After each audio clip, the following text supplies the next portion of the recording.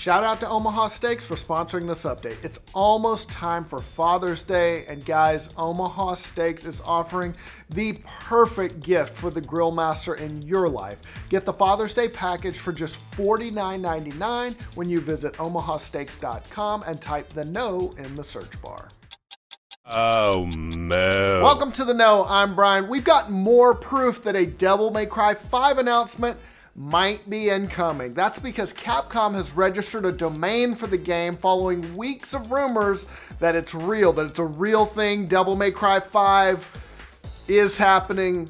Well, maybe. Okay, here's what we know. The site, devilmaycry5.com, it doesn't direct to anything right now, but the internet sleuths at Reset Era noticed that the developer registered the domain on May 18th.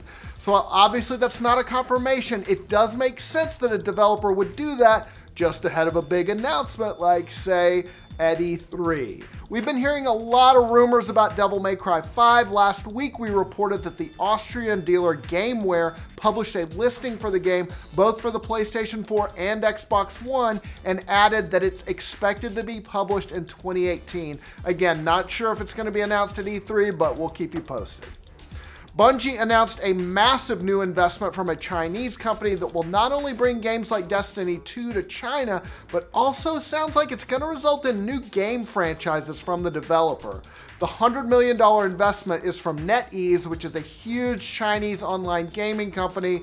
They said it will help, quote, accelerate Bungie's vision of becoming a global multi-franchise entertainment company. You hear that? Multi-franchise? That could mean something. Bungie CEO Pete Parsons added, "This new partnership will enable us to accelerate our global vision while building new teams dedicated to delivering brand new experiences." He said that the deal won't impact Bungie's partnership with Activision as it relates to Destiny 2, but as a result of the investment, the companies said that Bungie will, quote, begin the creation of new worlds, which definitely seems to allude to possibly creating new franchises. Sounds cool. Again, you know, we'll have to wait and learn more and see what we find out. The former president of Sony Computer Entertainment of America is going indie. Yes, Jack Tretton, who is the former Sony exec, recently announced an investment fund called Interactive Gaming Ventures that he says will help indie game studios get their work out. And it's partnered with Epic Games to fund stuff that's based on Unreal Engine 4 that are from experienced indie teams, with the goal of first releasing them on PC and then maybe elsewhere. The fund plans on investing in 2 or 3 projects a year for the next 7 years, and they'll invest anywhere from $1 million to $5 million in each project. So that's definitely not AAA money, but if you're an indie developer, that could be something. It sounds like a good idea. If you are an indie dev, you can go to interactivegamingventures.com and learn more. Maybe get your stuff funded. That's awesome. Some Nintendo investors want to know why the company's stock price has really tanked dramatically over the last couple of days. The company's shares dropped more than 5% today after they lost 4% on Monday. That was the biggest 2-day decline since December of 2016 for Nintendo. That made some investors kind of wonder, because the news out of Nintendo has been really good pretty much ever since the Switch released in March of last year.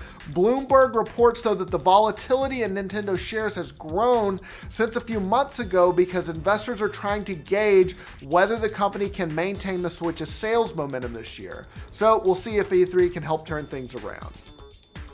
Square Enix says that it is ending its popular Go series of mobile games, saying that consumers don't want to pay more for those kinds of games. Square Enix Montreal boss Patrick Naud told PC Games Insider that the premium price of those games, they were generally about $5, was a factor in putting the game franchise on ice. The Go franchise began in 2014 with Hitman Go. There were other games like Lara Croft Go, but they haven't done anything in a while. Its most recent was Deus Ex Go, and that was in 2016. Naud said, "It's one of the challenges we have today is the premium mobile market is diminishing. You've got more and more high quality free titles, so there are even fewer and fewer people inclined to try something that will not be free."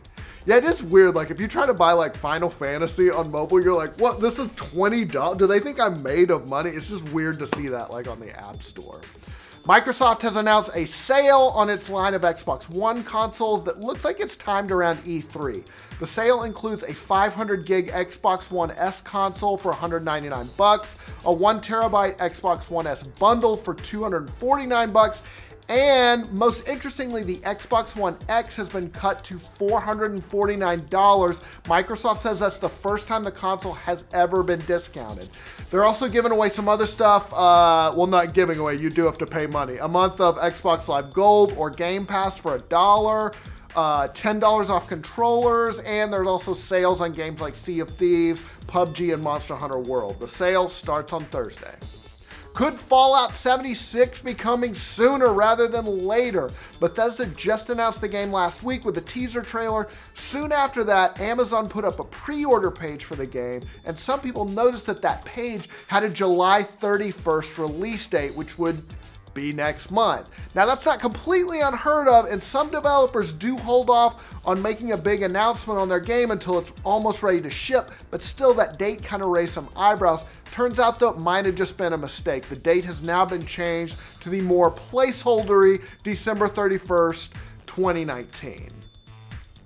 In a shocking case of true life mirroring entertainment, Doctor Strange and Sherlock star Benedict Cumberbatch became a real life crime fighter recently. He stopped a mugging in London, like for real, there weren't cameras rolling.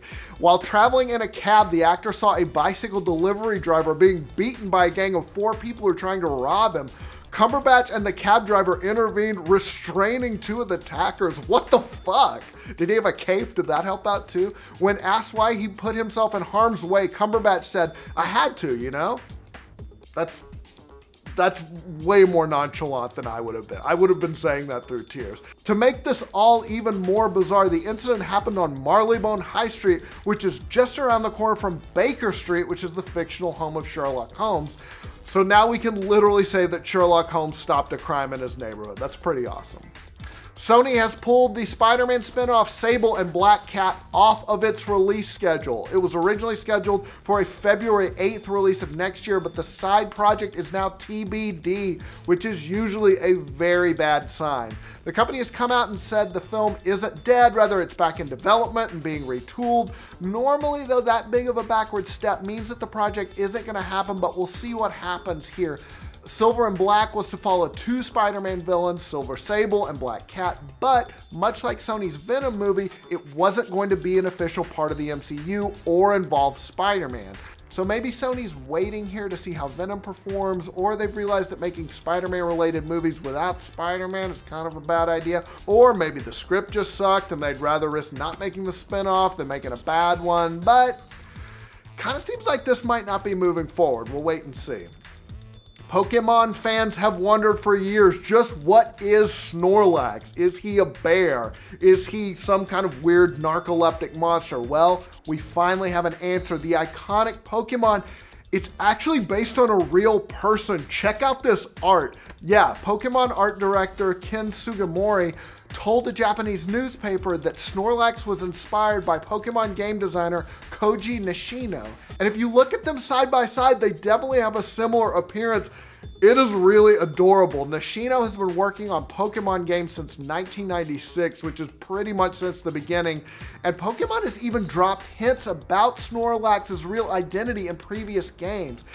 The designer was actually in Black and White and Black and White 2. Some people were tweeting screenshots. You can find him in the Game Freak building where he basically admits, "I'm Snorlax." So there you go, adorable mystery solved. Well, that is all the news we've got for you today. Let us know what you think about all these stories down in the comments below. And for all your news from every corner of the internet, like this video and subscribe to The Know. Thanks to Omaha Steaks for sponsoring this update. We've had Omaha Steaks as a sponsor before, so some of you may have tried them. They're awesome, and it's great for us because a few times a year, you can stock up on all kinds of tasty meats. And Father's Day is coming up.